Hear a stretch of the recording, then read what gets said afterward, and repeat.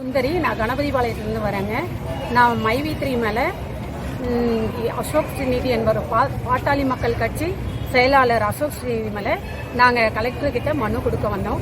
நாங்கள் மைவி3 office மைவி3 acts வந்து ஒரு 33 மாதமாக செயல்பட்டு கொண்டு இருக்கிறது. அதில் வந்து 75 லட்சம் மக்கள் உறுப்பினர்கள் அதில் இருக்கிறாங்க. இதில் வந்து பிளான் பார்த்தீங்கன்னா 5 ரூபாயிலிருந்து 1800 ரூபா விளம்பரம் பார்த்தா இன்கம் வருங்க. அதில் ஒரு நாளைக்கு பர் டே நான் 1800 ரூபா வாங்குறேன். மாதம் 54,000 எனக்கு கம்பெனி கொடுக்குதுங்க. இந்த மாதிரி 75 லட்சம் மக்கள் உறுப்பினர்கள் இதில் இருக்கிறாங்க.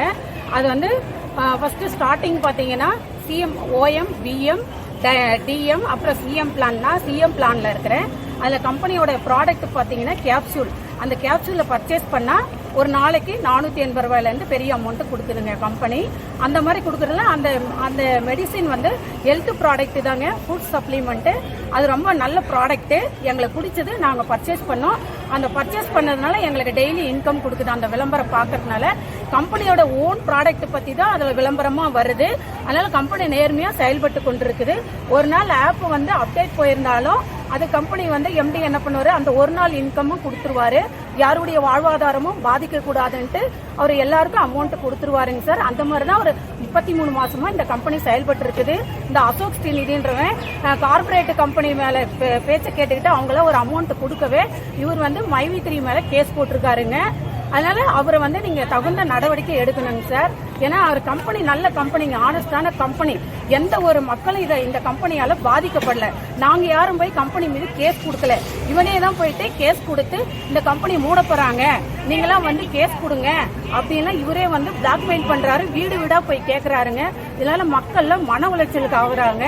இப்போ எம்பி எலெக்ஷன்னால ஒரு 3 மாசம் பே விட்டு நிறுத்திருந்தாங்க, கேஒய்ஸ் பண்ணிடுங்க அப்படின்னு. கேஒய்ஸ் பண்ணி முடிச்சிட்ட பிறகு ஜூன் 4ஆம் தேதி பே விட்டு போடுற மாதிரி சொன்னாங்க.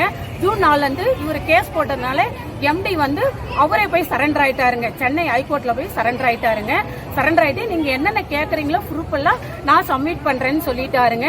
ஆனா இவன் வந்து வேணுன்ட்டே வந்து கம்பெனி மீது இழுத்து மூட போறாங்க, உங்களுக்கு எல்லாம் பே விட்டு வராதுங்க, வாங்க வாலண்டியரா போய் எல்லாரையும் வந்து கூப்பிட்டு இருக்கான். அதனால மக்கள்லாம் வந்து சூசைட் பண்ற அளவுக்கு இருக்காங்க. நானும் ஒரு ஆசிரியர் தான், வேலையை ரிசைன் பண்ணிட்டு ஃபுல் அண்ட் ஃபுல் இதுதான் எங்களுக்கு இந்த கம்பெனி தான் வாழ்வாதாரன்ற நிலைக்கு நாங்க தள்ளப்பட்டிருக்கோம். ஏன்னா கம்பெனி ஆனஸ்டான கம்பெனிங்க. சில தனியார் நிறுவனங்கள்லாம் பாத்தீங்கன்னா ஜேஎம்ஆர், எஸ்பிஓ இதெல்லாம் ஏமாத்திட்டு ஓடுறாங்க. அங்கெல்லாம் போய் இவர் செய்ய மாட்டேன்டாரு, அவங்களெல்லாம் தடுத்து நிறுத்தி அவங்களுக்கு ஒரு அமௌண்ட் பாதிக்கப்பட்டவங்களை வாங்கி தர மாட்டேன்டாரு. நல்ல கம்பெனி நிறுத்தணும்னு பாக்குறாரு. ஏன்னா இவருக்கு 100 கோடி வேணுமா, இவர் தனிப்பட்ட இவர் நல்ல செல்வந்தரா வாழணும் 100 கோடி கேட்கிறாருங்க. இவரை எப்படியாவது நீங்க அரெஸ்ட் பண்ணுங்க. ஏன்னா அவர் ஒரு ஆள் சொல்லி எம்டியை உள்ள வச்சிருக்கீங்க. எம்டி வந்து மக்களுக்கு நல்லதுதான் செஞ்சிருக்காரு. 75 லட்சம் மக்கள் இதுல டிராவல் பண்ணிட்டு இருக்காங்க. எல்லாரும் கூடுனா பிரச்சனை வரும் தான் நிறைய பேர் வரலைங்க. இல்லைன்னா இங்க ஈரோடு கொள்ளாதுங்க, அந்த அளவுக்கு கூட்டம் வருங்க.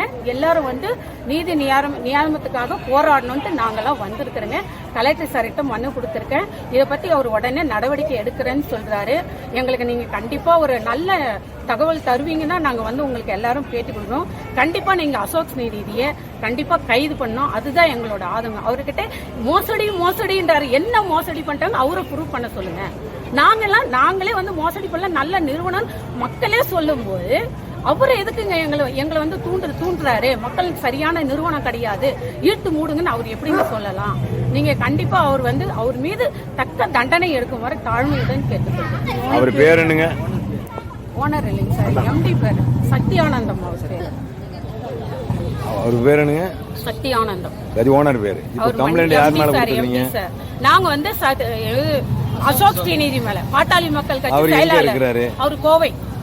என்னவா இருக்கிறாரு? அவர் என்னவா இருக்கிற இந்த மாதிரி நல்ல கம்பெனி எல்லாம் கெடுக்கிற வேலை தான் அவரோட வேலை. அவர் என்னவா இருக்கிறாரு? அவர் செயலாளரா இருக்காரு. பாட்டாளி அப்படி சொல்லுங்க. பாமகவுல என்ன செயலாளர் எதுன்னு சொல்லுங்க.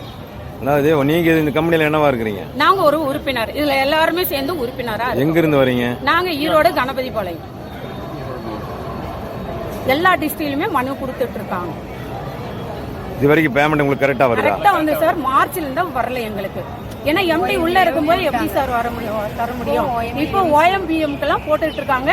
இப்ப டைமண்டுக்கு, சிஎம்க்கு இப்ப போடுறதுக்கு தடங்கள் ஆயிட்டு இருக்கு.